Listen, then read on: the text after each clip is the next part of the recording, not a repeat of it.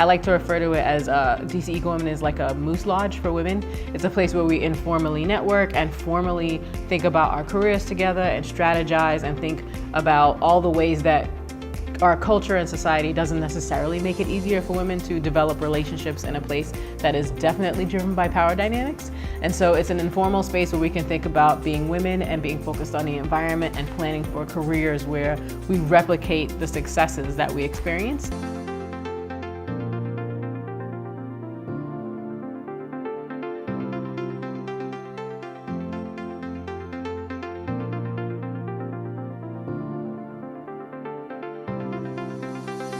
So I was on a site tour with a prospective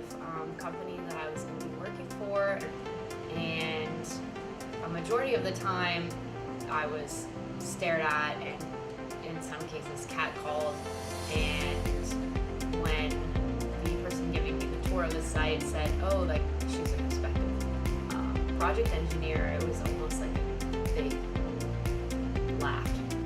So I wanted to have women who showed up in the space different because they identified as women, or women who are handicapped or differently abled, or women who had different kinds of learning capacity and still managed to do a job that they wanted to do, or women of color, or women who, for tons of reasons, because they never went to any of the schools that didn't have programs to get into this work when there were no requirements, but very specific cultural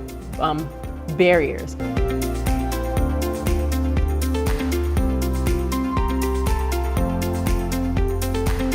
I think the highlights for me have been watching the numbers of women of color who come to the events. I think having 2 women of color as the leaders of this chapter for the first time in 15 years did exactly what we hoped it would do, which is put out an informal welcome mat, which says that if you do not see yourself in the work, it doesn't mean you shouldn't see yourself in the ecosystem of people who could be doing it. I would just say to not